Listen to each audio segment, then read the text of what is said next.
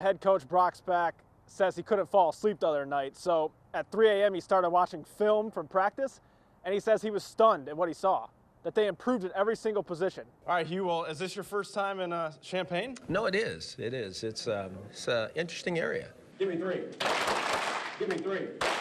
Let's go back to a key moment in practice yesterday when thunderstorms rolled in. You guys left the field, waited it out on the bus for 48 minutes. What was the key to getting through that? Sitting on a bus 48 minutes, that's a long time.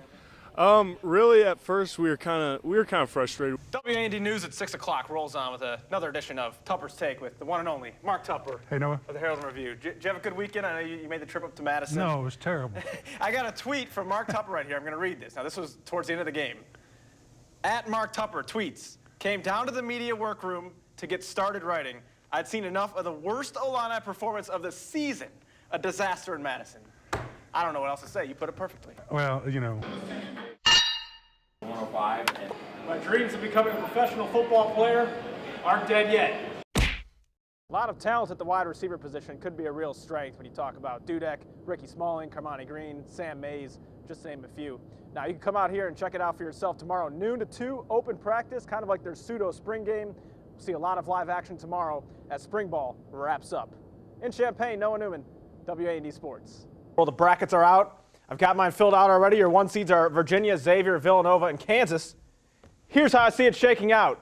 Got to pick a 12-5 upset. It happens every year. Let's go with New Mexico State over Clemson. Cinderella, Loyola Chicago. We've been following that team in the Missouri Valley this year, but we have had awful luck here recently. Lonnie Matlock got us twice. Grace Mole made us look like Steve Urkel with a softball bat. So we need to break our losing streak in Shelbyville. Let's booze. We're on. The original Friday Frenzy. There's Noah Newman. He's getting ready to bring you high school hoops action along with Gordon Voigt from across Central Illinois. Stay tuned. All right, hey, we got a lot of big games tonight, including a big one in the Apollo. First place on the line, Lincoln taking on Muhammad Seymour. Now, you may recall Bulldogs beat Lincoln way back at the beginning of the season in a real close game by like 6 points. So this was a big one. A little bit later, Grunder. Grunder. Grunder. Ben Grunder with the acrobatic layup. Oh, again. And then Grunder again. A bit of a bumpy start to the day here in Charleston, Gordon. They had a delay early on, then they got started, then there was another delay, then they got started again. But hey, it turned out to be a pretty nice day. So many local athletes are going to be in the mix for medals tomorrow, especially in pole vault. Here's a look at Mount Zion's Josie Held. Of course, state runner-up last year. The finale of their first outright conference title in 33 years. But you know who brought his own fans? Mr. Keyshawn Evans. 3 of his 20 points right here, and the large contingent of Redbird Rowdies would go nuts. Big Ten has been downright weird, mediocre, and unpredictable. We thought Michigan State was a team to beat, and they still might be, but they just lost at home to Michigan just 1 week after getting blown out by the Ohio State, who's tied with Purdue for first place despite being picked to finish towards the bottom. We've got no food, we've got no jobs, our pets' heads are falling off. And then you have Illinois, the only team yet to win a game in conference play. It's 3:30 on a beautiful Friday afternoon, and Peyton Taylor's inside pumping iron just 24 hours after shattering an area record.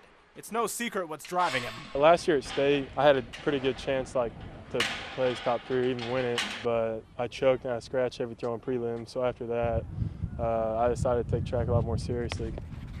I was working with a coach probably 3 or 4 days a week in the gym, out here throwing. We'd have 3 or 4 hour sessions throwing shot put, discus, hammer, javelin, just grinding it out for this year. Yesterday, you just threw 186, 9 inches. I don't know if you knew this, but according to the Pantograph, that broke the record for longest throw in the Bloomington Normal area. I mean, what goes through your mind when you hear something like that? I had no idea that I broke the record. I knew it was a pretty good throw, but I was just excited about the throw.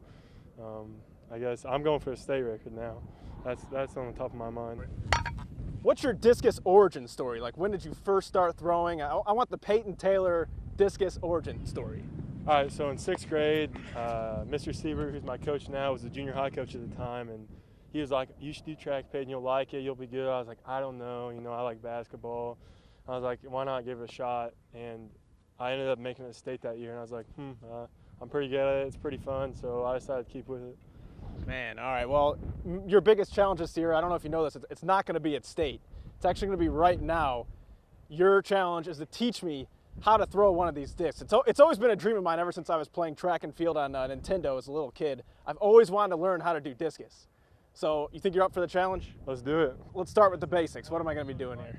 All right, so the basics is, we call it the elevator drop. So you're gonna basically stand on your right foot, pull all your weight, and you're just gonna lift your left leg up a little bit and just drop straight down. This is like the power position, they call it. Basically what they say is try to screw that right foot into the ground and turn it, get the power from the hips, and you kind of just let it fly from there. What's your prediction here? How far do you think I could throw one of these? First time ever throwing, what should I expect? Maybe 50 feet, 60 feet maybe, I guess. I don't know, we'll find out. I'm going for 70.